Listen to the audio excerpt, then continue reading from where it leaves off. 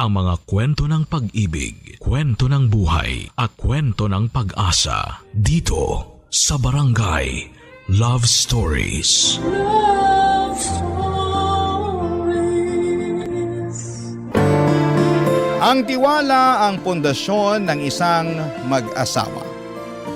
Para itong salamin na nagbibigay linaw sa kanilang pagsasama na kapag nabasag ay mahirap nang ibalik pa.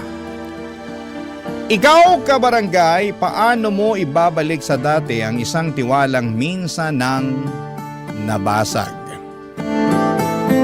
Dear Papa Dudut, ang pag-aasawa ay isang panghabang buhay na panata. Para mapagtibay ang pagsasama ninyong dalawa ng iyong asawa ay kinakailangan ninyo ng pagmamahal, tiwala, pangunawa at sakripisyo. Ito ang mga bagay na sinumpaan namin ang babaeng aking nakaisang dibdib na pareho naming pinanghawakan, lalo na noong nakabuo na kami ng sarili naming pamilya. Bago ko po makalimutan, ako nga po pala si Gabriel, 35 years old mula sa Tuguegarao. Bago ko nakapagpatayo ng sarili kong negosyo ay dati po akong service crew. Sa trabaho kong yon ay doon ko nakilala si Monet na nagtatrabaho naman sa isang salon na katapat lang ng fast food na aking pinapasukan. Naging suki naman si Monet dahil kada umaga bago siya pumasok sa trabaho ay lagi siyang bumibili ng kape. Hindi raw kasi pwedeng magsimula ang araw niya ng walang kape, Papa Dudut. Sa araw-araw naming pagkikita mula sa mga simpleng batian at kumustahan ay nakabuo kami ng closeness hanggang sa unti-unti ay nauwi ito sa isang matamis na pag-iibigan. Hindi naman mahirap ibigin si Monet, Papa Dudut, dahil sa kanyang pagiging masiyahin at maalaga. Kahit nga sa mga simpleng bagay ay ramdam ko ang kanyang malasakit hindi lang sa akin kundi pati na rin sa ibang mga tao, Papa Dudut. Ang pag-iibigan naming yon ay tumagal ng 5 taon hanggang sa hindi inaasahan ay nakatanggap kami ng isang magandang biyaya na dulot ng aming pagmamahalan.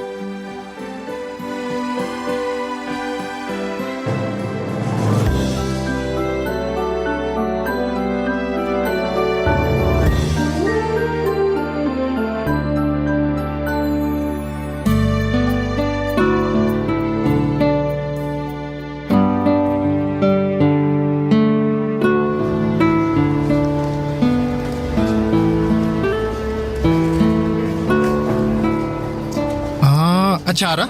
Oo, yun nga. Pipinan na inatsara. Yun yung gusto ko ngayon. Ang lala mo namang mag-crave. Bakit? Naglilihi ka ba? Daig mo pa buntis ah. Paano kung buntis nga ako? Sus, paano ka naman mabubuntis? Teka ha. Monet, buntis ka ba? Uy, Monet, huwag ka namang magbiro ng ganyan. Kapag buntis ba ako, anong gagawin mo? Katulad ka rin ba ng ibang lalaki dyan na duwag? Yung sweet sa una pero kapag nakadisgrasya, tinatakbuhan na yung responsibilidad nila? Siyempre hindi. Hindi ako ganun. Kahit mabuntis ka pa, hindi kita tatalikuran. Hindi kita iiwan kahit ano pang mangyari. Mabuti naman. Dapat lang. Pero hindi ka naman buntis, di ba? Buntis ako, Gabriel. Ha? Monet, hindi nga. Totoo ba? Buntis ka nga. Oo nga. Paulit-ulit. Sandali lang. Paano? Ha? Sinasabi mo bang magiging tatay na ako? Magkakaanak na tayo?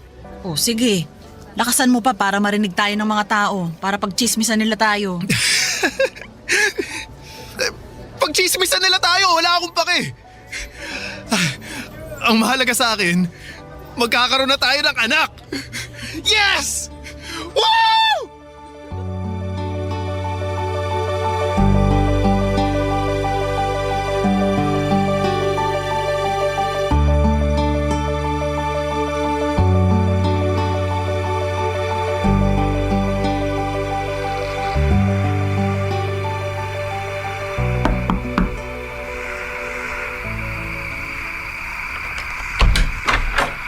Gabriel! Magandang gabi, Monet. Talagang nagbihis ka talaga para sa gabing to, ha? Siyempre naman. Nagdala rin ako ng makakain, oh. Heto, pansit. Salamat. Teka, mag-isa ka lang? Wala ka bang kasama? Busy yung kapatid ko sa trabaho eh. Hindi niya ako masasamahan ngayon. Tapos si tatay, alam mo namang hindi makakapunta yun kasi bedridden na. Pwede ba yun? Mamamanhikan ka ng mag-isa ka lang? Wala naman sigurong masama, di ba? Ang mahalaga, nandito ako para ipakita sa mama mo kung gaano ako kaseryoso sa'yo. Naku, ewan ko sa'yo. Halika na, pumasok ka na. Kanina ka pa inaantay ni Mama. Sige. Ma, nandito na po si Gabriel. Magandang gabi po, Tita Imelda. Magandang gabi rin. Mag-isa ka lang? Opo nasa trabaho po yung kapatid ko. Gustuhin man niya, hindi na po niya ako masasamahan ngayon. Ganun ba? Siya sige, maupo ka muna. Salamat po. Maiwan ko na po muna kayo, ha. Ihahanda ko lang yung dalang pagkain ni Gabriel. Nasabi sa akin ni Monet kung bakit ka na pa rito. Sigurado ka na ba talaga riyan sa desisyon yung dalawa? Opo, pakakasalan ko po ang anak niyo. Kung yun ay pahihintulutan niyo po ako. Sa totoo lang, nung una, hindi ako pabor sa pinaplano niyong dalawa. Wala kayong ipon at kung tutuusin, hindi pa kayo tuluyang nakatatayo sa mga sarili niyong mga paa. Pero ano pa nga bang magagawa ko? Buntis na si Monet at wala nang ibang direksyon na dapat patunguhan yung pagsasama niyo kundi sa simbahan na. Kung ganun, pumapahayag po kayo na ikasal na kaming dalawa? Katulad nga ng sinabi ko, wala naman akong magagawa. Buntis na si Monet. Pero sa isang kondisyon, Gabriel. Sige po, ano po yun? Wag na wag mong lolokohin ang anak ko. Alagaan at mahalin mo siya, katulad ng ginagawa namin sa kanya. Pangako po. Ano man ang mangyari, hindi ko po siya iiwan. Hindi ko siya lolokohin, kundi paglilingkuran ko siya hanggang sa tumanda kami. At dahil nga sa pagkakaroon namin ng sariling pamilya ay napagtanto ni Monet na hindi sapat ang pagiging service crew at hairstylist niya para maibigay namin ang lahat ng pangangailangan ng anak namin. Kaya naman ang ginawa nito ay naghanap siya ng ibang trabaho. Noong tumungtong sa 2 taon, ang anak namin ay naisipan niyang mag-apply sa BPO at mapalad naman siyang nakapasok bilang customer service representative. Papadudot, aminado ako na malaki ang naitulong ng bagong trabaho ni Monet sa buhay namin. Hindi man maganda sa pakiramdam na mas malaki ang kinikita ng asawa ko kumpara sa akin ay malaki pa rin. Ang pasasalamat ko na dahil sa kanya ay natutustusan namin ang lahat ng pangangailangan ng anak namin. Ang hindi lang magandang aspeto sa trabaho niyang yon ay nagkahiwalay kaming dalawa dahil nasa Maynila ang trabaho nito. Noong nakapag-ipon ay binigyan ako ni Monet ng puhunan para maipatayo ko na ang negosyo na matagal ko nang inaasam. Isang pansiteria. Mula sa pagiging fast food crew ay unti-unti kong natutunan ang mga patakaran sa pagpapatakbo ng negosyo. Mula sa pakikitungo sa mga supplier, pagbuo ng menu, hanggang sa pag-aasikaso ng mga customers. Magkalayo man kami ni Monet ay kinakailangan naming tiisin ang pagkamis namin sa isa't isa para sa kinabukasan ng anak namin, Papa Dudut. Noon ay mas sinubok ang tatag naming mag-asawa pagsapit ng taong 2020.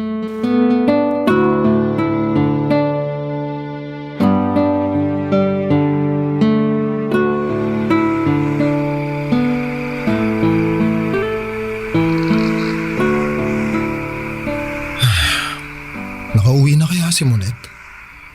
Matawagan nga ulit.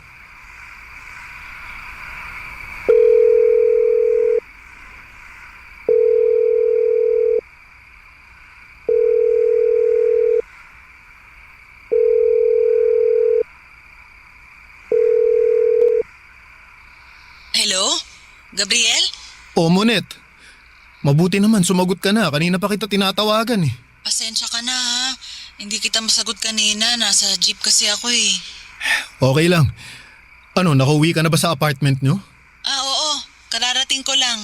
Alam mo ba na nagkakaubusan na ng alcohol at gamot dito sa lugar namin? Hala? Bakit?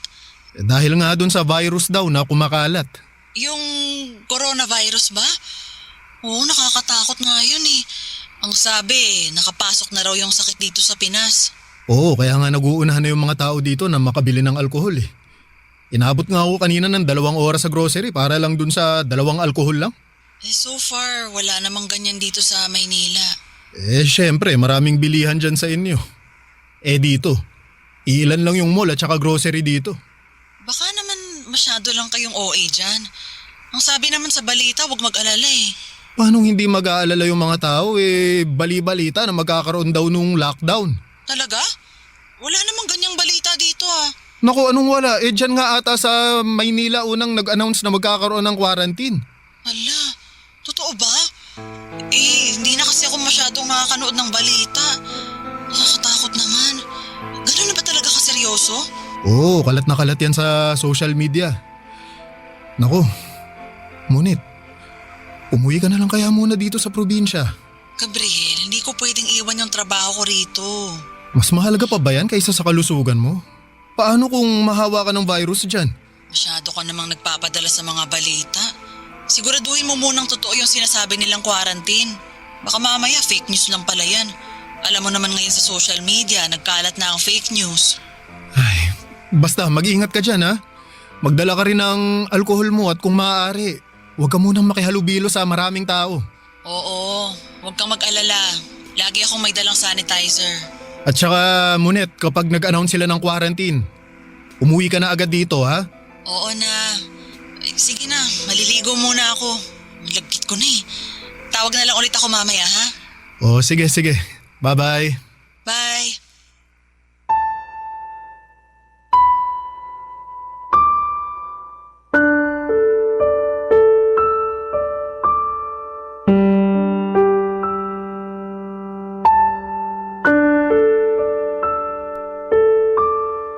At dahil nga sa lockdown ay napilitan akong isarado ang pansitirya ko, Papa Dudut.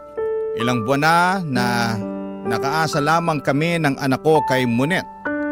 Linggo-linggo ay nagpapadala siya sa amin ng pang-grocery para may makain kami sa pang-araw-araw. Hanggang sa biglang umusbong ang online selling sa social media. Doon ko na naisipan na magpa-order ng pagkain online. Unti-unti ay nakahanap ako ng mapagkakakitaan. Nakakatakot mang lumabas noong mga panahong yon ay kinailangan kong makipagsapalaran sa labas para lamang ma-deliver ang mga pa-order kong pansit. Sa parehong pagkakataon, Papa Dudut, ay hindi nawala ang pag-aalala ko para kay Monet dahil noong mga panahong yon ay mag-isa lamang siya sa Maynila. May kasama naman siya noon sa tinitirhan niyang apartment pero bago pa man ang lockdown ay nakauwi agad ito sa kanilang probinsya kaya naiwang mag-isa doon si Monet. Nasa maayos man siyang kalagayan ay hindi ko maiwasang mabahala dahil walang mag-check sa kanya kapag may sakit siya o kung anuman. Kaya naman bilang asawa ay ginawa ko ang lahat para matiyak na nasa mabuting kalagayan sa pagdaan ng bawat araw ang asawa ko. Hindi natatapos ang araw nang hindi ko siya natatawagan para masigurado kung safe siya. Oras-oras ay kinukumusta ko siya kahit na nakukulitan na siya sa akin. Mapanatag lamang ang kalooban ko. Pero sa sobrang pag-aalala para sa kalagayan ng asawa ko ay hindi ko inaasahan na ako palang malalagay sa kapahamakan, Papa Dudut. Barangay Love Stories. Barangay Love Stories. Naging mahirap ang buhay namin noong pandemic, Papa Dudut. Mahigit 1 taon ding iisa lamang ang naging routine ko. Alas 4 pa lamang ng madaling araw ay lumalabas na ako para mamili ng mga recados na gagamitin ko para sa pansit na pa-order ko online. Gamit ang motor na hinuhulugan pa namin noong mga panahong yon ay araw-araw po akong nagdi-deliver. Umulan man at umaraw, dalang takot na baka mahawaan ako ng COVID.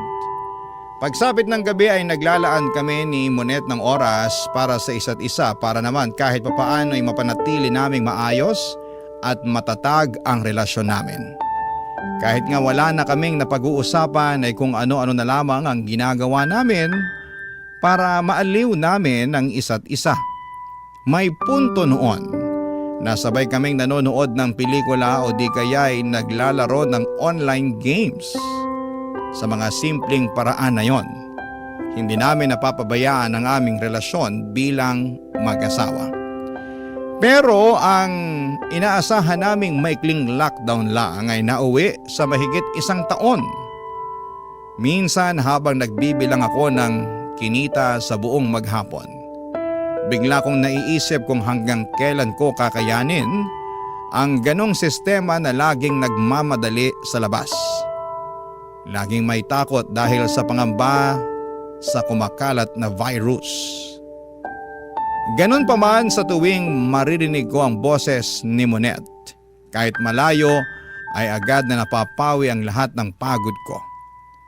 Siya ang nagsilbi kong lakas sa bawat pagsubok na dumadaan sa buhay ko. Doon ko napagtanto na hindi lang pala negosyo o kabuhayan ang dapat na inaalagaan sa gitna ng pandemya, kundi pati na rin ang pagsasama naming dalawa, Papa Dudut.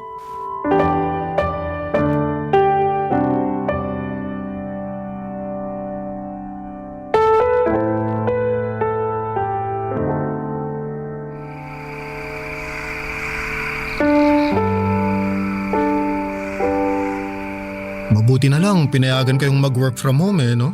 Oo nga eh. Walang choice yung company namin kasi bawal lumabas. Kaysa tumigil sa operation, dinala na lang nila yung trabaho sa bahay. Pero at least, kumikita pa rin. Ako, yung pansiteria ko, inaagyaw na dun. Pero sabi mo, kumukuha ka ng orders online, di ba? Oo, may mga mangilan-ngilan namang umu-order sa akin. Pero syempre, hindi na katulad ng dati yung kinikita ko kasi kailangan ko pang mag-deliver. Ang mahal ng gas. Bakit kasi hindi ka maningil ng delivery fee? Yung free delivery na nga lang yung dahilan kung bakit may mga customer pa ako maniningil pa. O siya, basta mag-ingat lang kayo dyan ha. Paakyat pa rin ang paakyat yung kaso ng COVID ngayon nakakatakot. Oo, nag-iingat naman ako. Ang problema ko, itong anak natin ngayon, sinisipon. Si Angel? Pinaiinom mo ba siya ng gamot? Oo, may gamot siya rito. Kung ipa-antigen mo kaya, baka mamaya COVID na yan. Hindi naman siguro, hindi siya lumalabas ng bahay Paano siya magkaka-COVID? Ikaw lumalabas ka ng bahay. Hindi mo lang alam, baka carrier ka na pala ng virus tapos nakuha ng anak mo. Wala naman akong sipon. Kahit na. May tinatawag tayong asymptomatic. Yung may virus pero walang sintomas. Sige. Sige, ipapa-antigen test ko siya bukas para masigurado. Sige. Pati ikaw na rin ha?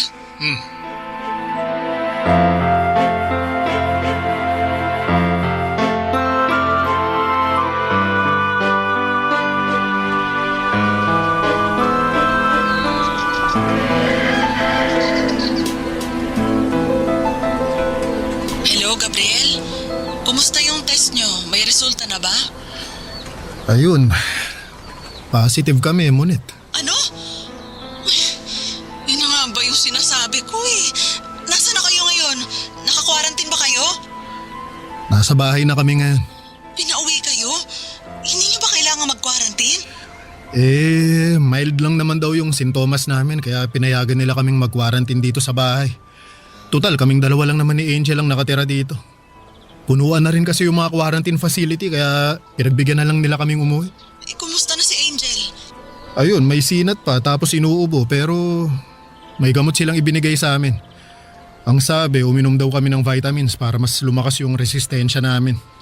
Ganun ba? Ikaw, kumusta ka? Eto, okay naman ako. Maliban sa walang panlasa ngayon, malakas naman ako. Awa ng Diyos, wala naman akong lagnat o kung ano man.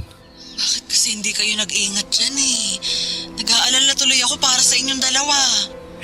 Huwag kang mag-alala. Ako nang bahala dito. Hindi ko papabayaan tong anak natin. Ang problema ko ngayon, yung negosyo. Titigil na naman dahil sa buwisit na COVID na to. Huwag mo nang problemahin yan. Magpapadala na lang ako ng panggastos nyo. Ang isipin mo na lang muna yung kalusugan nyo. Kung magpapadala ka, isend mo na lang sa kapatid ko. Siya yung nag-grocery para sa amin eh. Siya ngayon yung nagdadala ng pagkain. Hindi ako makapagluto, wala akong panlasa eh. Sige. Kakausapin ko siya mamaya. Wala na ba kayong ibang kailangan? Vitamins? Pagkain? Wala na, kumpleto pa naman kami dito. Sige, balitaan mo ako dyan ha. Patapos na yung break ko. Babalik na ako sa trabaho. Sige Monet, ikaw mag-iingat ka rin dyan ha. Oo, kayo rin.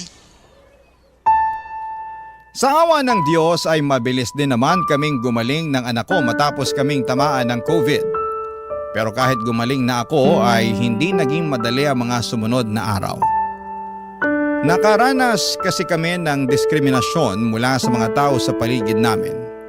Iniwasan nila kami dahil sa takot na baka makahawa pa kami kahit na noong mga panahong yon ay magaling na kami. Kahit mga dating kapitbahay at kakilala ay bigla na lamang nila kaming iniwasan. At ang malala pa ay nadamay din ang negosyo ko. Papadudod simula nang kumalat ang balitang nagka-COVID ako ay nawala na ako ng customer na gustong mag-order sa akin ng pansit. Wala kaming magawa noon kundi ang magkulong na lamang sa bahay at umasa na lamang muli sa mga padala ni Monet. Hindi rin naman po nagtagal ang pagtitiis namin dahil makalipas ang ilang pang buwan ay tuluyan ng na-lift ang lockdown sa lugar namin. Unti-unti ay sinubukan naming bumangon. Noong lumuwag ang restrictions noong 2022, ay lagi kong hinihikayat si Monet na umuwi na muna sa Tuguegarao para naman mabisita niya ang anak niya. Pero hindi niya ito magawa-gawa dahil sa trabaho nito. Kaya naman naisipan ko na kaming dalawa na lamang ng anak ko ang pumunta sa kanya. Naisipan kong isorpresa ang asawa ko. Kaya hindi namin siya sinabihan na luluwas kami. Pero papadudod sa halip na si Monet ang masurpresa sa biglaang pagbisita namin sa kanya ay ako pa ang sobrang nagulat.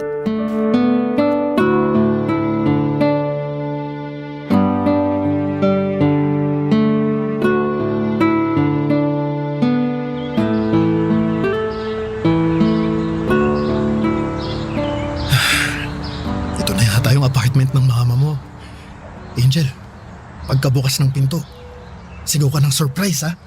Opo, Papa.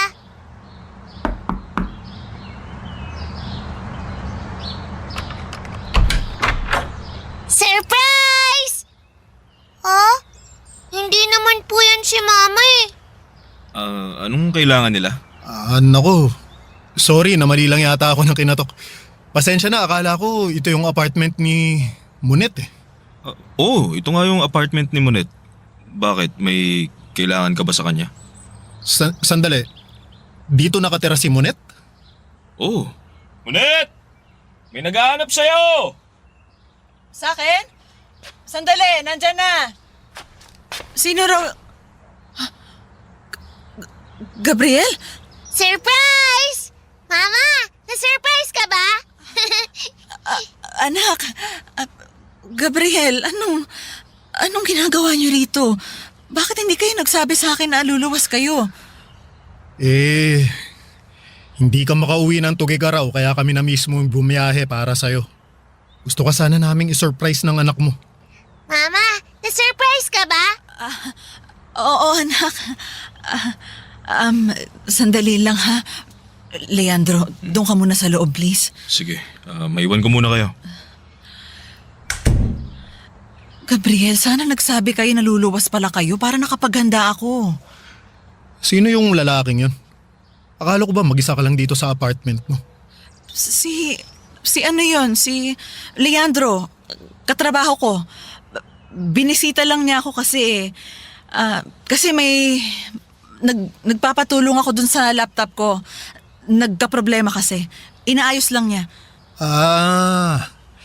Inaayos niya yung laptop mo na ang suot lang, naka-boxers. Halos wala nang saplot yung kasama mo sa apartment. Sasabihin mo sa akin inaayos niya lang yung laptop mo? Pinaglululoko mo ba ako, Munit? Gabriel, magpapaliwanag ako. Lalaki mo ba yun, ha? Huwag naman dito sa harap ni Angel. Mag-usap tayo ng pribado. Sagutin mo ako. Lalaki mo ba yun? Gabriel! Ayaw mo sumagot? Pwes ako magtatanong sa kanya. Gabriel! Sandali lang. Nasaan siya, ha? Monet, may problema ba? Ikaw? Sino ka, ha? Anong ginagawa mo dito sa apartment ng asawa ko? Pare, relax ka lang. Anong relax? Nakatayo ka rito sa harap ko na halos wala ka ng suot? Sasabihin mo mag-relax ako? Sagutin mo yung tanong ko. Sino ka? Gabriel naman. Huminahon ka. Naririnig ka ng anak mo. May relasyon ba kayo? Ano? Gabriel, kung ano man yung iniisip mo, nagkakamali ka. Pwes ano? Mas mabuting sabihin mo na sa kanyang totoo, Monet. Wala na tayong takas eh. Bistado na tayo. Leandro, tumigil ka nga dyan. Huwag ka na nga makialam dito. Nagsasama na kami ni Monet. Yun ang totoo. Leandro! Walang hiya ka. Kaya pala ayaw mong umuwi sa Tugigaraw, may iba ka na palang kinakasama dito? Kailan pa? Ha? Kailan mo pa ako niloloko? Simula nung nagkaanak kami. Leandro, tama na please. May anak kayo? Gabriel, I'm sorry. Angel, halika na. Umuwi na tayo, Angel. Halika na.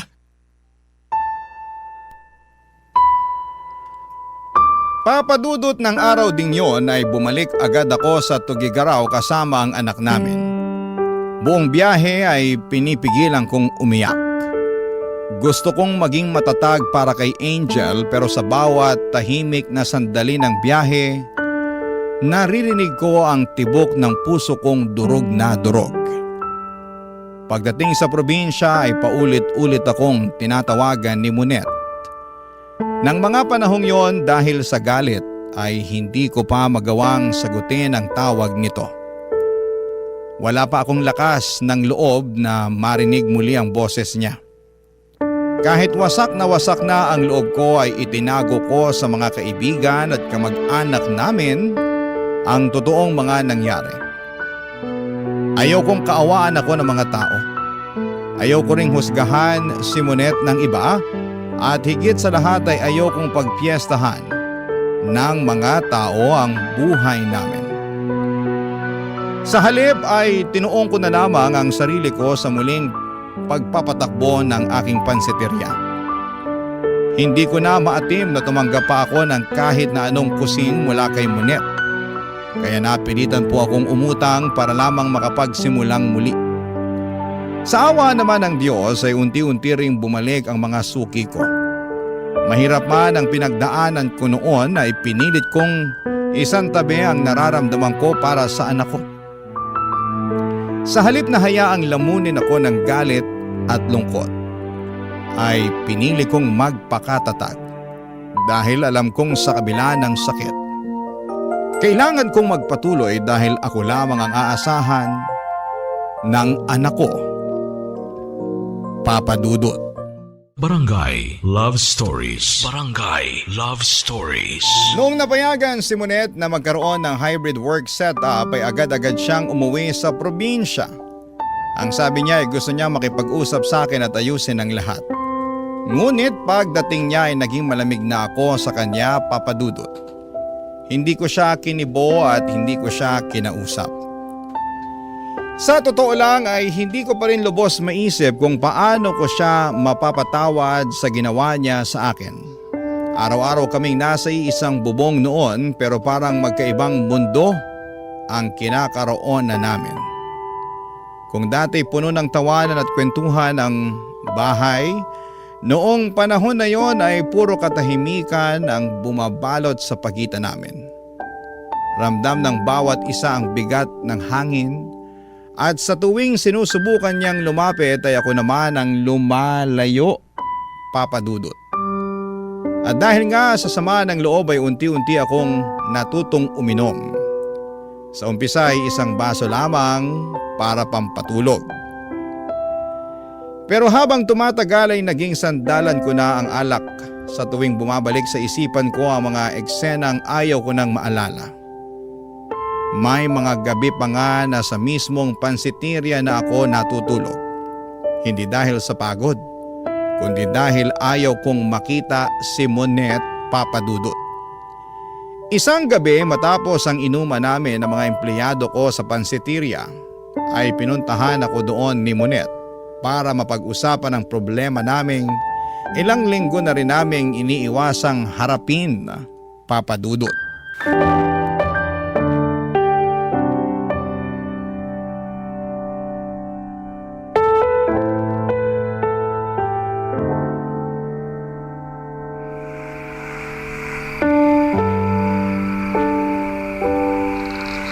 Hanggang kailan tayo magiging ganito? Ano, habang buhay mo na lang akong hindi papansinin? Anong gusto mong gawin ko? Magkunwari na walang nangyari?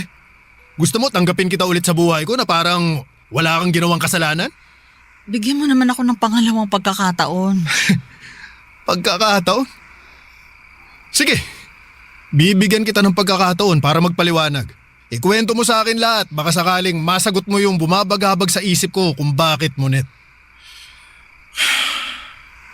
Bakit mo nagawa sa akin yun?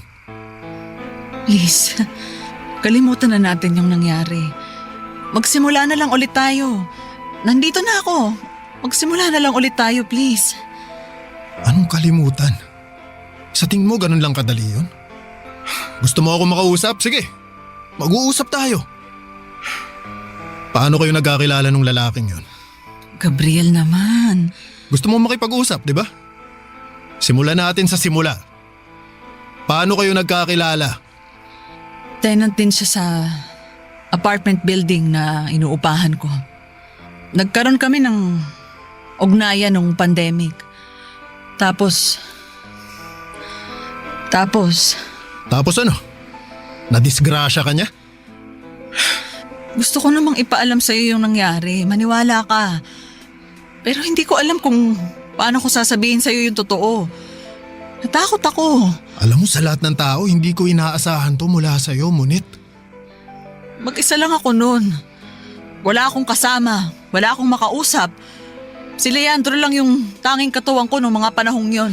Kaya ka nagpabuntis. Hindi ko ginusto yung nangyari. Hindi ginusto? Magkasama kayo sa iisang apartment. Sabay kayong nagpapalaki ng batang binuon yung dalawa. Tapos hindi mo yun ginusto? Naipit lang ako sa sitwasyon. Talaga lang ha? Alam mo, ito yung hindi ko maintindihan eh. Paano mo nasisikmurang makipag-video call sa akin gabi-gabi habang may kasama kang ibang lalaki? Paano mo nagagawang mag-I love you sa akin habang harap-harapan mo pala akong niloloko? Gabriel, mahal kita. Alam mo yan. Kung ganun, bakit mo ako niloko? Ha? Bakit, Monet? Anong pagkukulang ko? Anong nagawa kong mali, ha? Bakit mo ko kailangan lokohin ng ganito? Gabriel, walang mali sa'yo. Wala kang pagkukulang. Sadyang malandi ka lang. Gabriel! Alam mo kung anong masakit? Ha? Niloko mo na nga ako. Nagpabuntis ka pa.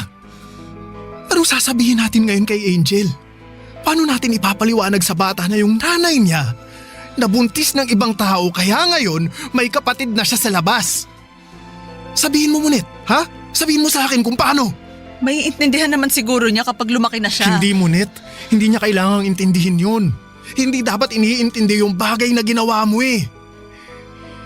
Bakit ka namin kailangang intindihin? Nagtaksil ka, yun ang nangyari, tapos! Ano bang kailangan kong gawin para mapatawad mo na ako?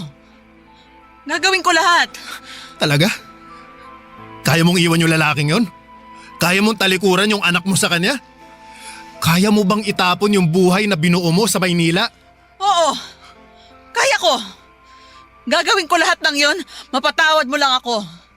Basta bumalik lang tayo sa dati. Sige, Monet. Gawin mo.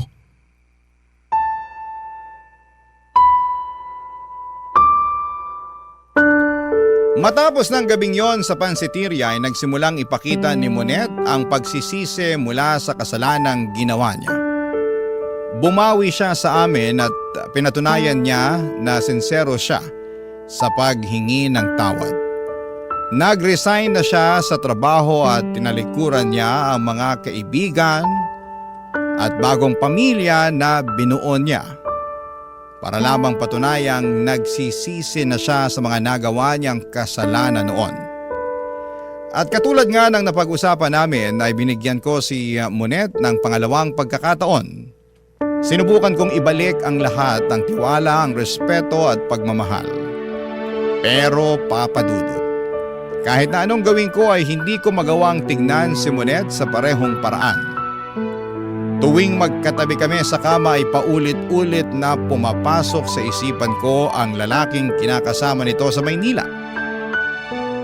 Kung papaanong kada gabing magkausap kami sa cellphone, wala akong kamalay-malay na may ibang lalaki na pala siyang katabing matulog.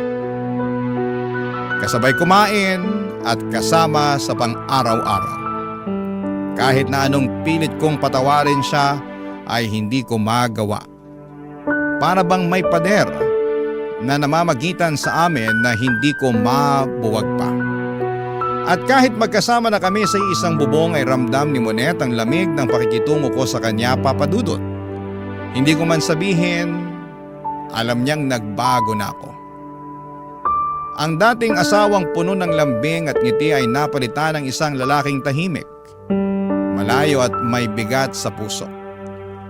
Wala nang ibang magawa pa si Monet doon kundi ang tanggapin ang pagbabagong yon, Papa Dudut.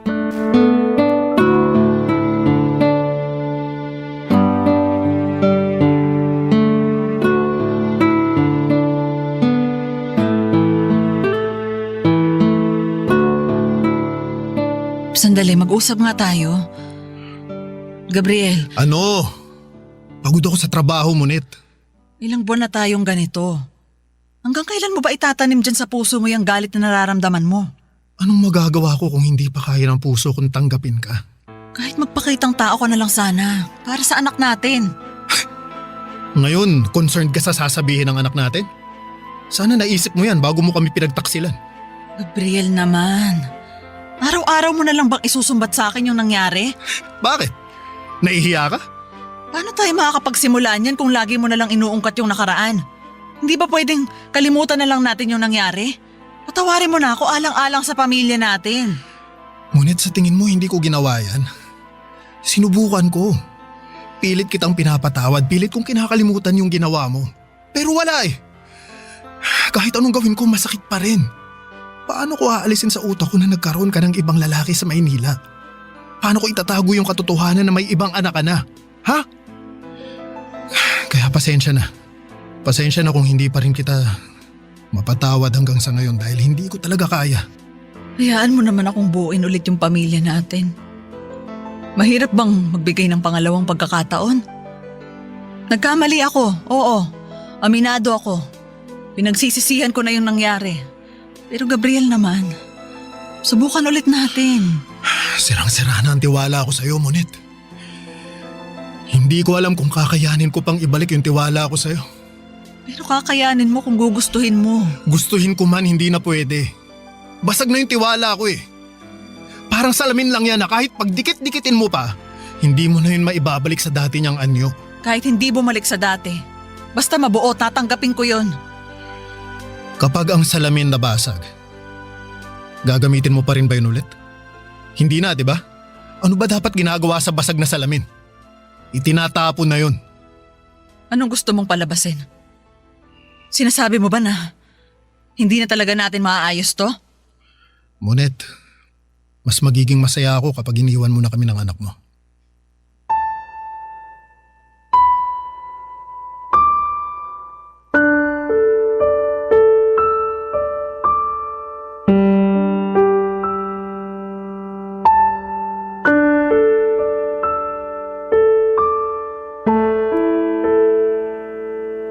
Papadudot mabilis na kumalat sa lugar namin ang nangyaring hiwalayan sa pagitan namin ni Monet. Pero kahit na anong pilit sa aking alamin ng mga tao kung ano nga ba ang sanhi ng hiwalayan namin, ay hindi ko sinabi sa kanila ang rason. Tanging ang mga kamag-anak lang namin ang nakakaalam ng mga nangyari. Hindi may iwasan ang mga pagkalat ng chismis na di umano ay nagkaroon ng lalaki si Monet sa Maynila pero never ko itong kinumpirma. Bilang respeto na rin sa naging pagsasama namin ng dati kong asawa. Kalaunan ay bumalik si Monet sa Maynila para makasama ang bagong pamilya nito. Kapag umuwi siya sa Tugigaraw ay hindi ko naman ipinagdadamot sa kanya na makita si Angel. Binibigyan ko sila ng oras para magkasamang dalawa. Kahit papaano ay naging civil kaming dalawa ni Monet para na rin sa anak namin. Papadudot kung ako ang tatanungin ninyo ay napatawad ko na po si Monet sa mga nagawa niya. Nandun pa rin ang sugat na gawa ng pagtataksil niya pero natutunan ko na ring tanggapin. Ang mahalaga sa ngayon ay masaya na ako sa piling ng anak ko. Taon nang lumipas bago ko binuksang muli ang puso ko sa panibagong pag-ibig. Sa ngayon ay meron ng isang babaeng tumatayo bilang pangalawang ina ng anak ko, isang babae na tunay at lubos na nagmamahal sa aming dalawa ni Angel. Ito po ang aking kwento at maraming salamat po sa inyo, Papa Dudut, sa pagbabahagi ninyo ng aking kwento sa inyong programa. Mabuhay po kayo at naway hindi kayo magsawang magbahagi ng kwento ng mga katulad ko na tagahanga ninyo. Ang inyong kapuso at kabarangay forever, Gabriel. Anong say mo sa Barangay Love Stories na ito? Pagkwentuhan natin sa comment section yan. Ang mga kwento ng pag-ibig, kwento ng buhay at kwento ng pag-asa dito sa Barangay Love Stories. Love Stories.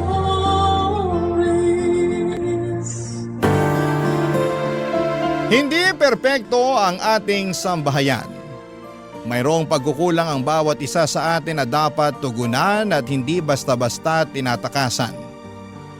Ikaw kabarangay, paano mo sinusolusyonan ang problema sa inyong pamilya? Dear Papa Dudut, nakakapagod mabuhay sa mundong ibabaw.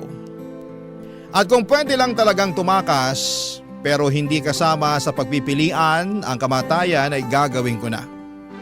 At yun nga ang eksaktong nangyari sa akin noong araw kaya napunta ako sa kasalukuyang sitwasyon ng buhay ko.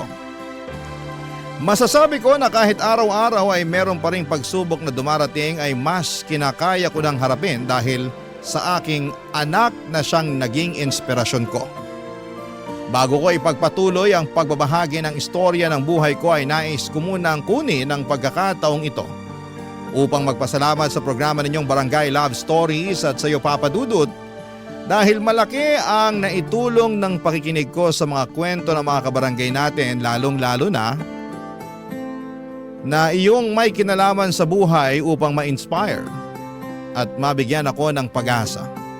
Kaya nga napasulat na rin po ako sa inyong programa upang makapagbahagi naman ng kwentong kapupulutan ng aral at ng inspirasyon. Pero magpapakilala muna ako sa inyong lahat. Tawagin niyo na lamang po ako sa pangalang Odessa, 37 years old at taga Marikina. Isa akong single mother na may 6 na taong gulang na anak. Sa ngayon ay kumikita ako bilang affiliate ng isang produkto online. Rumaraket din akong ahente ng insurance at nagsiself-study ng baking dahil pangarap kong maging baker at makapagbukas ng sarili kong negosyo pagdating ng panahon. Pero ang kwento ko ay magsisimula taong 2018 noong nasa Valenzuela pa lamang ang aming pamilya.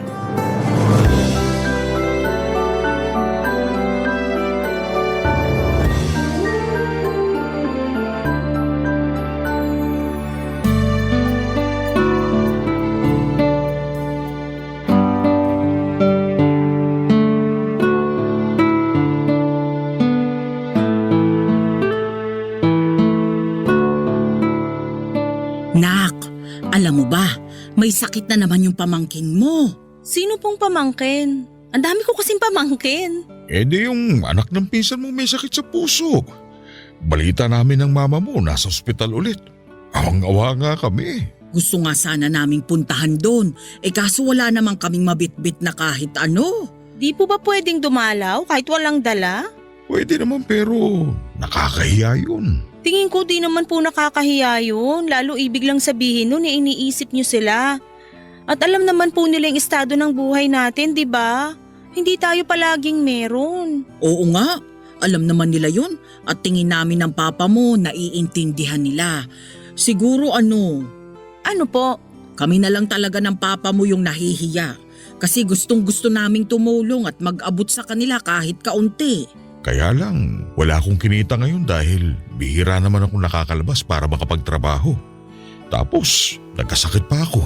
Parang alam ko na po kung saan mapupunta tong usapan na to ah. Anak naman, huwag ka namang magsalita ng ganyan. Wala pa po kong sinasabi. Ang amin lang ng mama mo, kung meron kang extra na pera dyan, baka pwede mong ipahiram sa amin tapos ipantutulong lang namin doon sa anak ng pinsan mo. Pamangkin mo rin naman yung bata. Hindi ka ba naaawa sa kanya? Ano ba naman pong klaseng tanong yan? Siyempre naaawa po ko dun sa bata. Pero wala na po akong extra na pera dito. Nabigay ko na po kay mama para may pambudget tayo rito sa bahay natin. Ay, ganun ba? Paano na lang kaya to? Wala na raw extra ang anak mo eh.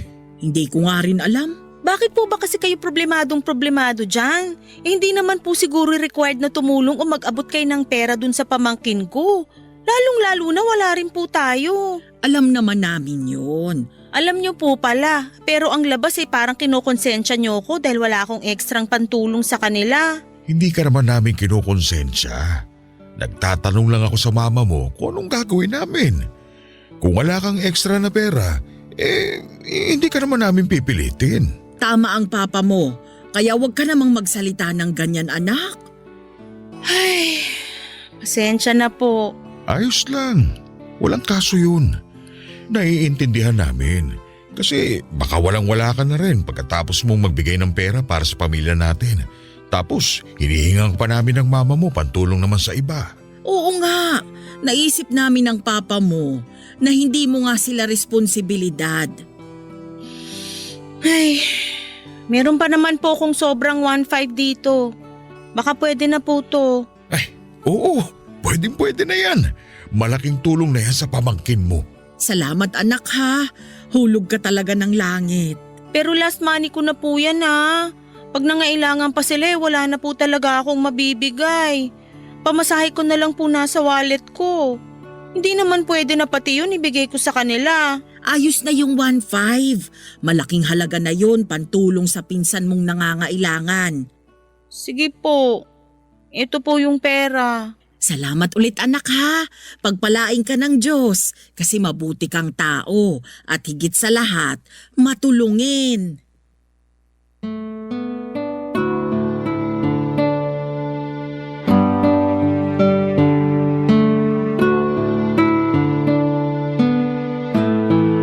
Papa Dudut, mahirap lang ang pamilyang kinalakhan ko. 6 kaming magkakapatid at pangalawa ako, sakto lang ang kinikita ng mga magulang namin. Karpentero ang tatay samantalang mananahe at tumatanggap ng labada ang pinagkakakitaan ni nanay. Kung hindi sapat ay madalas kulang ang sinesweldo ng mga magulang namin, panggastos namin sa pang-araw-araw. Kaya hindi na katakataka na hindi nila kami kayang pag-aralin hanggang sa kolehiyo. Buti na lang, imbes na mag-asawa at magkaanak ay inuna ko ang paghahanap ng trabaho. Kaya lang, naatang naman sa mga balikat ko ang malaking bahagi ng responsibilidad nila mama at papa sa pamilya namin. Mapagbigay akong tao, alam ng pamilya ko at malalapit na kaibigan ko ang bagay na yan. Kaya nga kahit ako na yung nawalan, basta makapag-provide lamang ako sa mga mahal ko sa buhay ay walang kaso sa akin yon. Bukod kasi sa pagiging mapagbigay ay matiisin din po ako, Papa Dudut. Kumbagay kaya kong mamaluktot hanggat maiksi ang kumot. Para sa akin ay pera lang naman yan, kikitain ko pa ulit yan. Kaya siguro gano'n na lang din. Ang taas ng kumpiyansa at tiwala sa akin ng mga magulang namin na magbibigay ako kahit na anong oras sila humingi. At madalas gano'n nga ang nangyayari, Papa Dudut.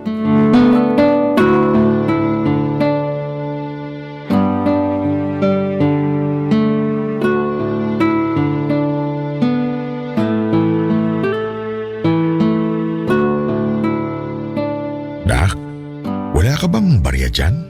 Barya? Meron naman po siguro sa wallet ko. Sa totoo lang, baryan na lang po yata meron ako eh. Ganon ba? Kailan ba yung sunod mong sweldo para magkapera ka naman? Yung hindi barya? Siguro sa makalawa pa po. Bakit po? Hihingi sana ako kahit 20 pesos. O kahit 10 piso na lang kasi sabi mo, barya na lang natitira sa pera mo. Para saan po? Pangyosi ko sana. Pa naman. Isang stick lang. Ang tagal ko nang hindi naninigarilyo eh. Parang na akong mamamatay. Sobra naman po yung parang mamamatay. Yun kasing nararamdaman ko eh.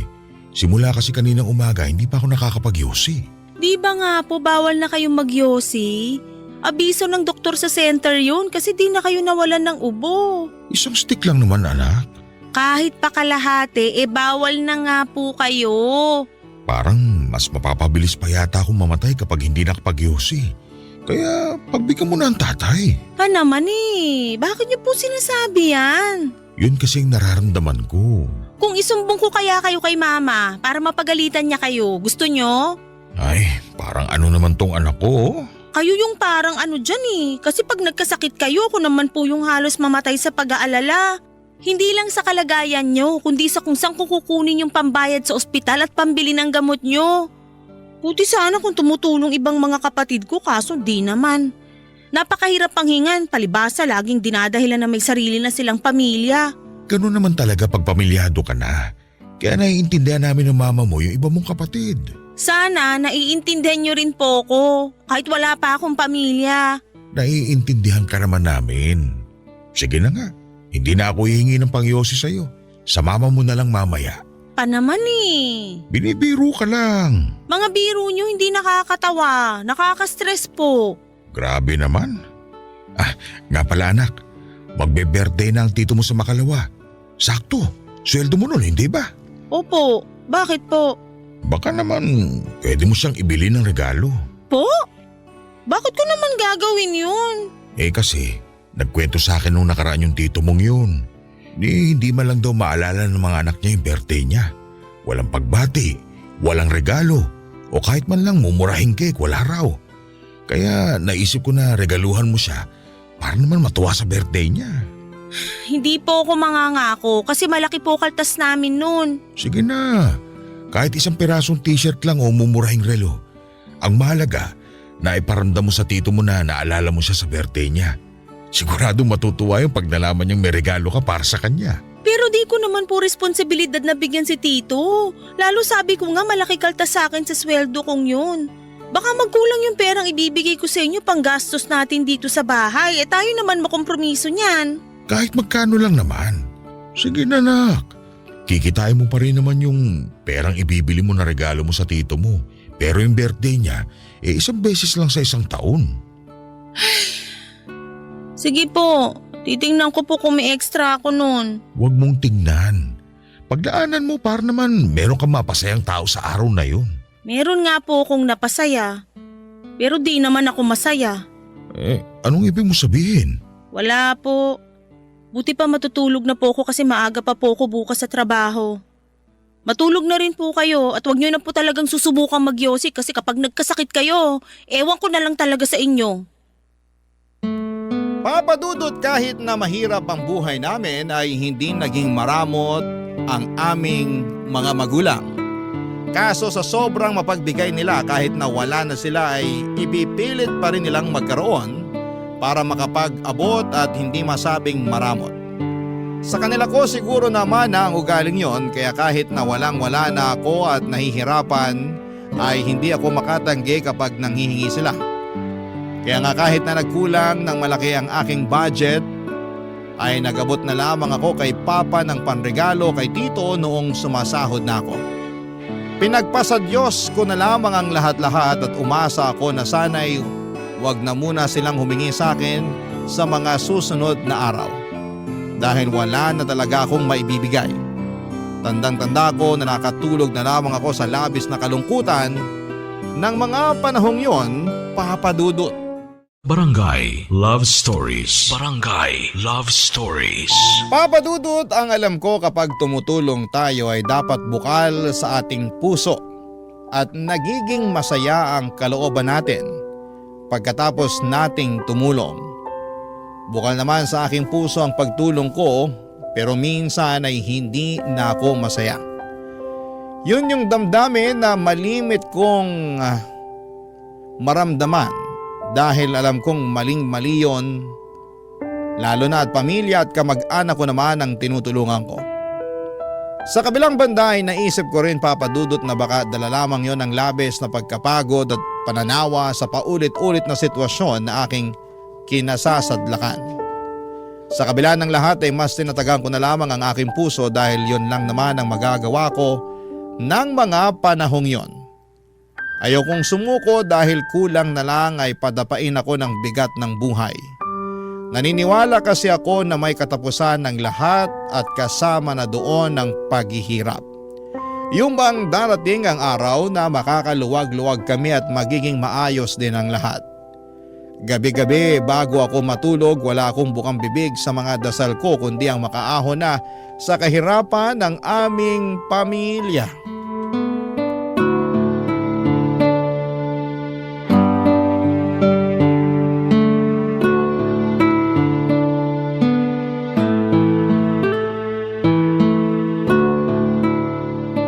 Anak, alam mo ba, buntis na naman yung pinsan mo. Sino pong pinsan? Yung pinsan mong may 5 ng anak. At buntis na naman siya? Tumpak! Ibig sabihin pang-anim na niya yon? Oo, ganun na nga. Nakakatuwa, hindi ba? Ano pong nakakatuwa dun? Kasi blessing ang mga bata. May kasabihan nga naman, pag marami, masaya rin. Kaya nga 6 kayong magkakapatid Dinamihan talaga namin kayo ng tatay ninyo para maging masaya yung pamilya natin. Magiging masaya lang po yung isang pamilya kung kayang buhayin ng magulang yung mga anak nila. Sobra ka naman. Nakaya naman namin kayong buhayin ng papa mo, hindi ba? Opo, pero hindi nyo kami nagawang pag-aralin kasi mas madalas pa tayong kinakapos kesa nakakaluwag. Nagkataon lang yon. Hindi po nagkataon yun kasi ganun din naman yung buhay nung pinsan kong yun. Mantakin nyo, hanggang ngayon hindi pa rin niya mabayad-bayaran yung pera na hiniram niya sa akin nung nakaraang taon kasi wala raw silang pera, na mahirap lang sila, ganito, ganyan, di naman nalalayo sa kanila yung buhay natin, di ba? Mahirap din tayo at minsan kinakapos sa pera pero buti nga nakakapagpahiram tayo sa kanila. Pabayaan mo na yung pera na hindi niya nabayaran sa'yo, anak. Ayos na yon. Pinabayaan ko na po pero hindi po ayos yun kasi pinaghirapan ko yung pinahiram ko sa kanya. Ay, hirap sa inyo, kinukonsinti niyo yung iba nating kamag-anak kaysa kampihan ako na sarili niyong anak. Ikaw na ang nagsabi, mahirap yung buhay nila.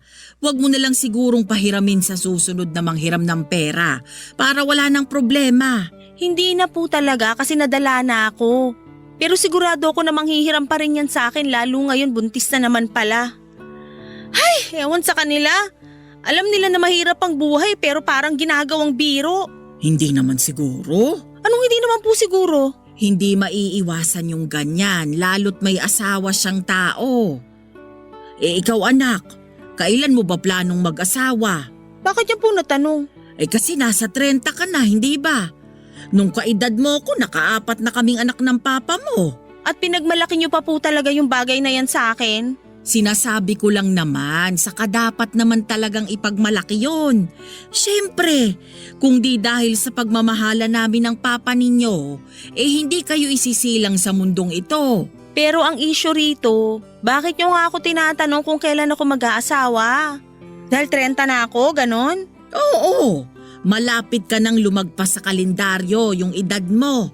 Tapos wala ka pa rin pinapakilala sa amin ng papa mo. Wala ka bang planong mag-asawa o magkaanak? Meron, pero sa sobrang busy ko sa trabaho, hindi ko na nagawang magpaligaw at mag-boyfriend. Nako, dapat pinaglalaanan mo ng oras kasi masarap magkaroon ng boyfriend. Gusto mo ba? Po? Gusto mo ba kako? Kasi meron kaming ipapakilala ng papa mo sa'yo. At kailan pa kayo naging si Cupido? Saka seryoso ba yan? Nak naman seryoso ako doon.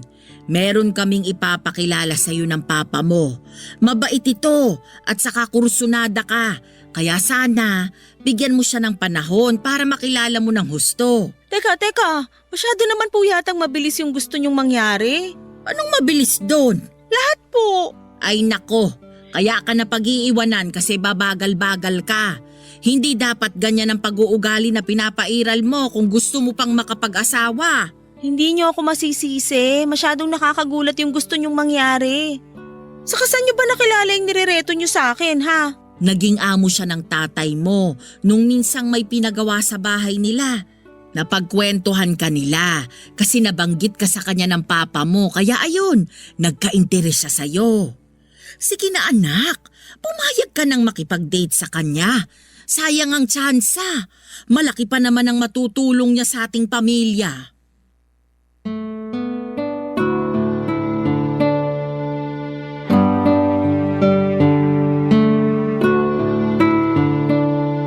Papadudot, hindi ko priority ang pakikipagrelasyon hanggang noong mga sandaling yon. Pero aminado akong sumagi na rin sa aking isip ang pag-aasawa. Hindi na rin kasi ako bumabata at sa edad kong 30 ay gusto ko nang magkaanak at bumuo ng sariling pamilya. Pero hindi ko nga mauna ang aking sarili dahil laging pamilya ko ang iniisip ko. Minsan ay napapatanong ako kung hanggang kailan ko gagawin ang bagay na yon. Sa kabilang banda, si Mama pa yata ang mas nag-alala sa aking love life kaya hindi niya tinigilan ang pagreto sa akin doon sa kakilala nila ni Papa na naghahanap ng makakarelasyon ng mga panahong yon. Sa huli, pinagbigyan ko si Mama at pumayag ako makipag-date sa naturang lalaki na tawagin na lang natin sa pangalang Pio, na nung una ay kinagulat ko ang pagitan ng mga edad namin. 15 taon kasi ang tanda niya sa akin, biyudo at may 2 anak na nasa late 20s. Pero nakilala ko namang mabait at maginoo si Pio. Mga bagay na nagustuhan ko sa kanya bilang kaibigan, Papa Dudut.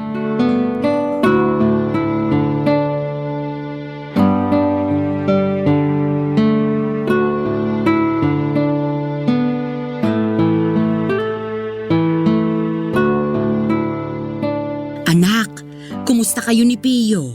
Balita namin ng mama mo, nagkakadevelopan na raw kayo Totoo ba yun? Wow! Marunong na po kayong gumamit ng salitang nagkakadevelopan, ha? Sino nagturo sa inyo? Narinig lang namin sa tabi-tabi, saka sa TV. Saka bakit di namin malalaman usok-uso namang salita yan na ginagamit ng mga magsing irog. Tama ang papa mo, hindi lang picture ang nade-develop, pati rin feelings. Tumpak! Dami niyo na talagang alam, ha?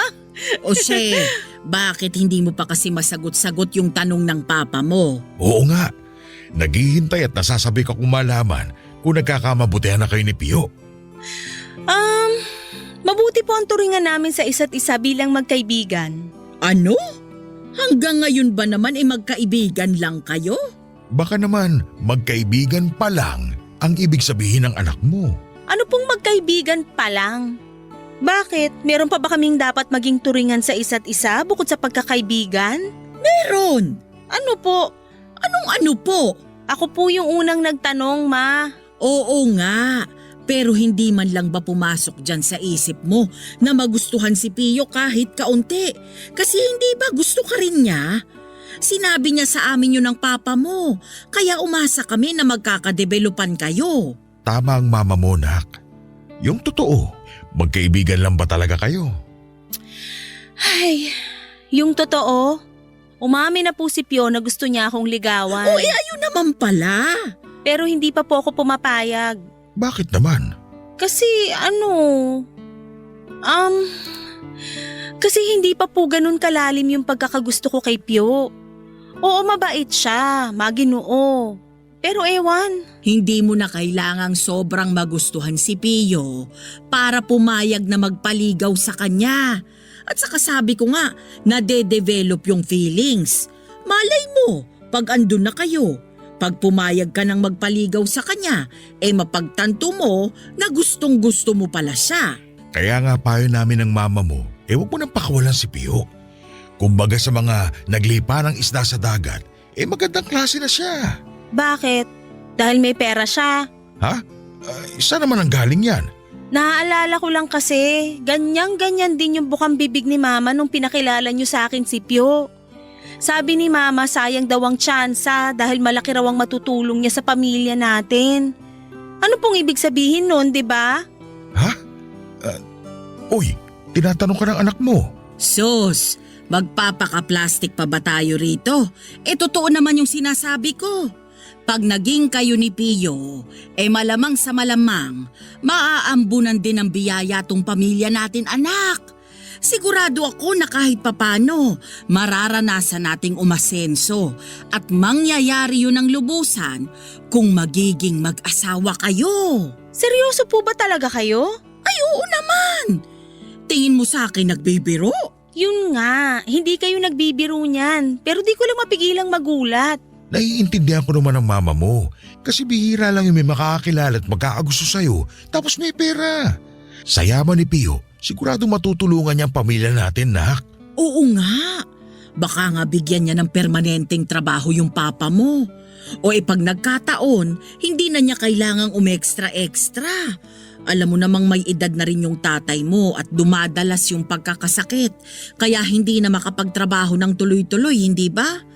Pag nagkataon, magiging maayos talaga ang pamumuhay natin. At syempre, pati na rin ikaw. Anong pati po ako? Malamang, pag napangasawa mo si Pio, magbubuhay reyna ka na. Kaya sana, samantalahin mo na yung pagkakataon dahil minsan lang dumating sa buhay natin yung swerte. Papa Dudut, todo sulsul sa akin sina mama at papa na pumayag na raw akong sagutin si Pio upang maging boyfriend ko dahil mabait naman yung tao. Totoo rin naman yon kahit na maiksing panahon pa lamang kaming nagkakakilala. Sa totoo lang ay iba pala sa pakiramdam kapag merong tao na nakakaunawa sa'yo at nakikinig sa mga kwento mo. At ang lahat ng yon ay nararamdaman ko kay Pio pero nag-alinlangan pa rin akong sagutin siya ng mga panahong yon. Magkaganon pa man ay hindi ako tinigilan ng mga magulang ko sa pangungulit na bigyan ko raw ng chance si Pio na patunayan ang pagmamahal niya sa akin. Napakaswerte ko na raw sa kanya dahil mature siya, mag-isip at may pera na rin.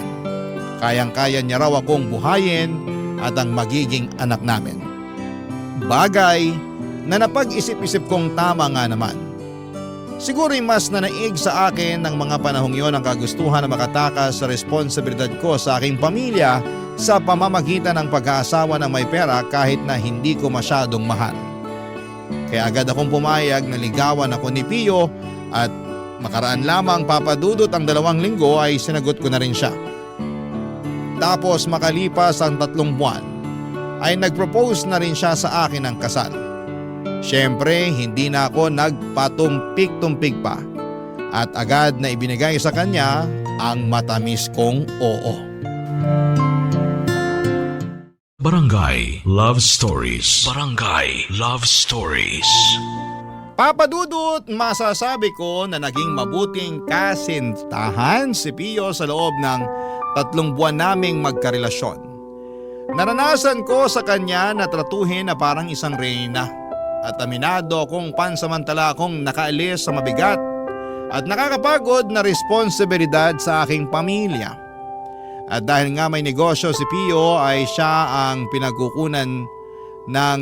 pinagkukunan siya ng pera at inaabutan niya ako kasama na rin ang aking pamilya. Nung una hindi ko tinatanggap ang perang ibinibigay niya sa akin dahil nahihiya ako at meron naman akong trabaho pero mapilit si Pio. Kaya sa huli ay kinuha ko na rin yon. Kaya nga tuwang-tuwa ang mga magulang ko dahil nakaluwag-luwag na raw kami at mas lalo silang nagalak noong naging mag-asawa na nga kami, Papa Dudut.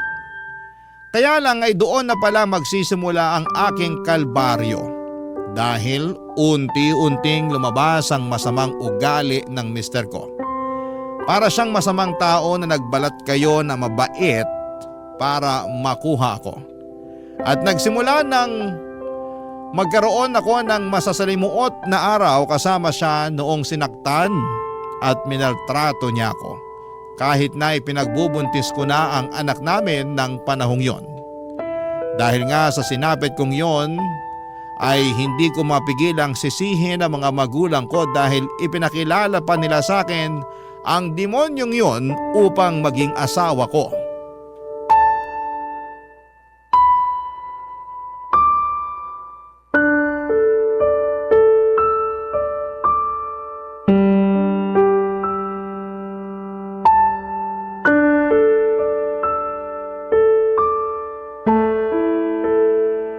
Anak, nag-aaway na naman ba kayo ni Pio? Kasi kung oo, ramdam na ramdam namin. Dahil hindi niya kami pinahiram ng pera nung nilapitan namin siya ng papa mo. Sinungitan din niya kami at pinagsalita ng masama na akala mo hindi kami mga magulang ng asawa niya. Gusto ko nga siyang pagsabihan nun kaso natakot naman ako sa sama ng tingin niya. Mukhang masama ang gising eh. Ibig sabihin ba ng buntong hininga na yan? Totoo nga na nag-away kayo? Opo, Ma. Nung nakaraan lang ang sabi mo, meron din kayong pinag-awayan, hindi ba?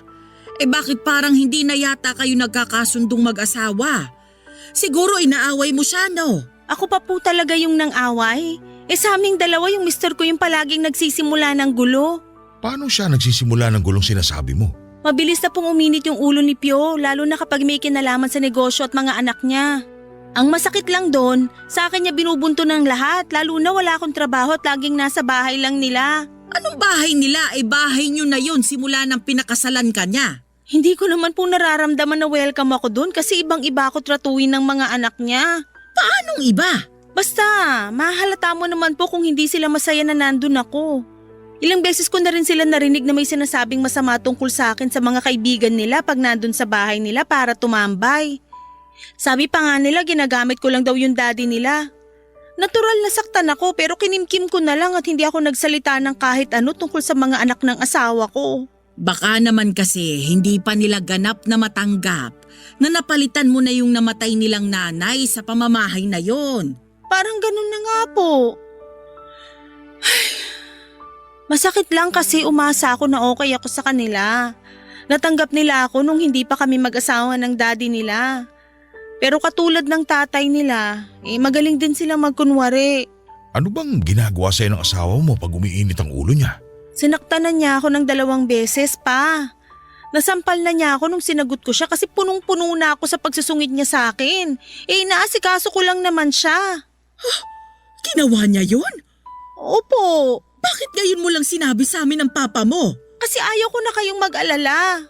Alam ko na mas gugustuhin yung intindihin ko yung ugali ng asawa ko. Unawain siya bakit siya nagkakaganon dahil yun yung gawain ng isang mabuting asawang babae. Pero minsan sumusobra na po si Pio. Hindi na ako masaya sa piling niya lalo madalas niya rin akong laitin kasi nagbago na raw itsura ko dahil sa pagbubuntis ko. Hindi na raw ako yung dating ako na nakilala at minahal niya at kung ano-ano pang masasakit na salita yung mga binabato niya sa akin. Naiintindihan namin ng papa mo yung nararamdaman mo. Pero ikaw na ang may sabi na dapat sa'yo magmula yung pagkukusa mo na intindihin ang asawa mo. Baka kasi masyado lang siyang pressure sa negosyo niya. Kaya sa'yo niya nabunton yung stress na nararamdaman niya. Pero syempre, mali pa rin na saktan at sampaling ka niya. Lalo't buntis ka sa anak ninyo.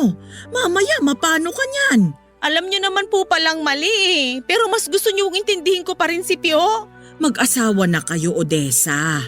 Hindi na lang kayo nagsasama sa iisang bubong na walang basbas ng simbahan sa pamamagitan ng kasal. Magkakaanak na kayo, hindi ba? Saka baka nabigla lang si Pio nung nagawa niya yun sa'yo. Seryoso po ba kayo dyan? Oo naman. Hindi kami tumanda ng ganito ng papa mo nang magkasama pa rin hanggang ngayon kung hindi namin nauunawaan yung konsepto ng pag-aasawa. Tama ang mama mo. Mabuti mong gawin manahimik at huwag palalain ang sitwasyon kapag nagagalit ang asawa mo. Sa halip na gatungan ng apoy sa tuwing nag-aaway kayo, pahupain mo ito. Papa Dudut, sobrang sama ng loob ko sa mga magulang ko dahil mas inisip pa rin nila ang kapakanan ni Pio kesa sa akin. Sa kabilang banda ay alam ko na meron din akong kasalanan dahil ginusto ko rin namang makasal sa kanya. Kumbaga naisip ko kasi na pwede kong matakasan ang kahirapan at responsibilidad sa pamilya ko kung makikisama ako sa kanya kahit na hindi ko pa siya gaanong kakilala. Alam kong mali na gamitin ko siyang paraan pero naniniwala ako na merong dahilan kung bakit siya dumating sa buhay ko. Kaya lang ay puro pagbabalat kayo lang pala ang lahat sa una pa lamang. Nagtiis pa ako ng ilang buwan hanggang sa maipanganak ko ang baby namin ni Pio pero hindi pa rin nagbago ang mister ko sa pananakit niya sa akin. Bukod doon ay natuto na rin siyang mambabae kaya nag-decide na rin po ako makipaghiwalay sa kanya. Yun na rin ang naging hudyat upang lumayo ako sa poder ng mga magulang ko dahil masama ang loob ko sa kanila. Alam ko kasi na sisisihin lamang nila ako sa paghihiwalay namin ni Pio at baka gamitin na naman nila ako sa makasarili nilang kagustuhan. Hindi nga po nagtagal ay napadpad kami ng anak ko rito sa Marikina at sa mga nakalipas na taon ay kinaya kong buhayin siya ng mag-isa. Hindi ako humingi ng sustento kay Pio dahil sa trauma na iniwan niya sa akin. Mas ginusto ko na lamang na mapalayo kami ng anak ko sa kanya hanggang sa nabalitaan ko na namatay na siya noong 2021 dahil sa COVID-19. Mabilis pang nagdaan ang mga taon at neto lang 2025, nahanap ako ng isa sa mga kapatid ko sa social media at nakatanggap ako ng mensahe mula sa kanya na namatay ng araw ang tatay namin. At meron namang sakit si mama. Doon na nakiusap sa akin ang kapatid ko na makipagkita sa nanay namin dahil meron daw itong mahalagang sasabihin sa akin, Papa Dudut.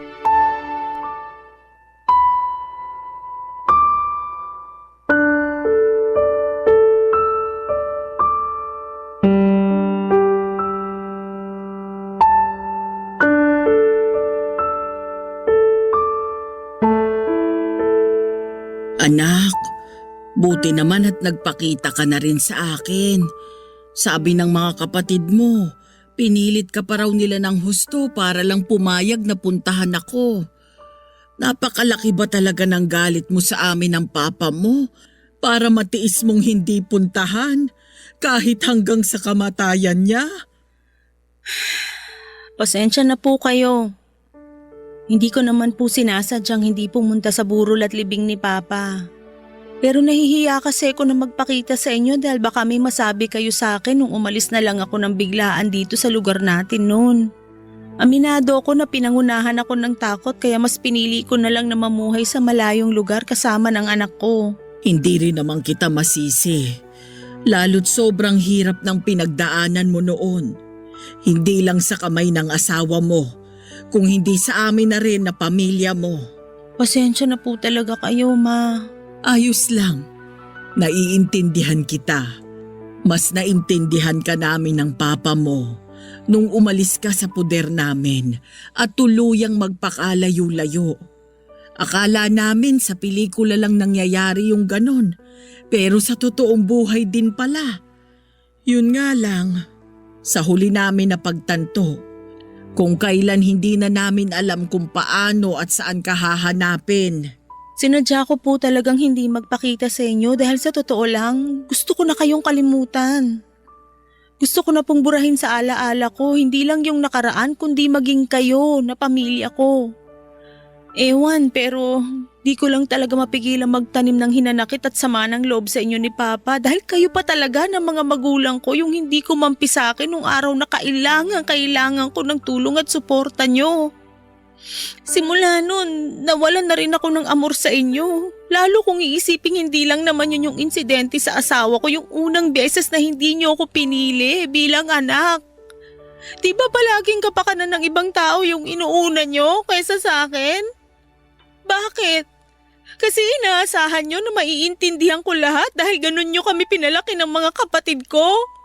Hindi masama magbigay at umunawa pero hanggang kailan ko po ba yun gagawin kung ako mismo walang-wala rin at nangangailangan din ng pangunawa? Patawarin mo kami. Kasi hindi nga kami naging maramot sa iba. Pero ikaw mismo na anak namin, pinagdamutan namin ng papa mo ng mga bagay na kailangan mo, anak. Pasensya ka na talaga sa amin. Kung pwede lang talaga naming ibalik yung nakaraan, gagawin namin para maitama lahat ng pagkukulang namin sa inyong magkapatid, lalong-lalo na sa'yo. Pero alam naman po nating imposible nang mangyari yun at ayoko naman pong mabuhay na may sama ng loob pa rin sa inyo ni Papa. Ang totoo, sobra ako nagsisisi kasi hindi ko kayo napatawad kaagad. Sana kung nagawa ko yun na mas maaga, mas marami pa akong pagkakataon na nakasama si Papa bago siya kinuha sa atin. Naniniwala ako na mayroong dahilan ng lahat. Kaya nangyari yung mga dapat mangyari. Saka hindi naman galit sa iyo ang papa mo. Medyo nagtampo lang ng kaunti kasi miss na miss ka na raw niya pero hindi ka niya nakita sa huling sandali niya. Kaya nga kabilin-bilinan niya sa amin ang mga kapatid mo, gawin namin ang lahat para mahanap ka at makausap kita nang sa ganon. Maihingi ko raw siya ng kapatawaran sa iyo, anak. Pinapatawad ko na po kayo ni Papa, Ma. Patawarin niyo rin po ko sa mga pagkukulang ko sa inyo bilang anak. Wala na yun. Matagal ka na naming pinatawad. Mahal na mahal ka namin, Odessa. Mahal na mahal ka namin ng papa mo. Papa Dudut, maraming mabubuting bagay na tinuro sa akin ng mga magulang namin at kasama na doon ng pagpapatawad. Pero mahirap magpatawad lalo na sa loob ng mahabang panahon ay napangibabawan ako ng galit, hinanakit at tampo para sa mga mahal ko sa buhay. Kaya nga malaki ang pagsisisi ko na hindi na ako personal na nakahingi ng tawad sa aking papa. Magaganon pa man ay payapa ang puso ko noong narinig ko kay mama ang habilin niya. Sa kasalukuyan ay bumabawi ako kay mama sa pamamagitan ng pag-aalaga sa kanya tuwing bumibisita kami ng anak ko sa bahay nila sa Valenzuela. Pero kung tatanungin niyo naman ako ang tungkol sa kalusugan niya ay masasabi ko na bumuti ang kalagayan niya. Masaya ako pero nandun pa rin ang takot sa aking puso na baka pansamantala lamang pala na pinahiram siya ng Diyos sa akin. Pero kahit na ganoon ay pinipilit kong pumanatag at kumalma lalo at hindi ko na kontrolado ang sitwasyon. Natutuhan ko rin na pahalagahan ang bawat sandali at sulitin ang mga pagkakataon na kasama namin ang isa't isa lalo ngayong nagkapatawaran na kami. Walang perpektong magulang at wala ring perpektong mga anak. Walang perpektong relasyon at walang perpektong karelasyon. Pero lagi po nating tandaan na gumawa tayo ng mabuti sa mga mahal natin sa buhay at huwag natin silang hayaan na malungkot at masaktang mag-isa. Lalo at pamilya tayo. Ibig sabihin, kaagapay natin ang isa't isa at kakampi sa lahat ng sitwasyon. Yon ang importanteng aral sa buhay na natutuhan ko. Maraming salamat, Papa Dudut, sakaling mapili po ninyong i-ere ang storya ng buhay ko. Sana'y kinapulutan ito ng aral at inspirasyon ng mga kabarangay natin. God bless and more power sa Barangay Love Stories. Ang inyong forever kapuso at Barangay Odessa. Anong say mo sa Barangay Love Stories na ito? Pagkwentuhan natin sa comment section yan.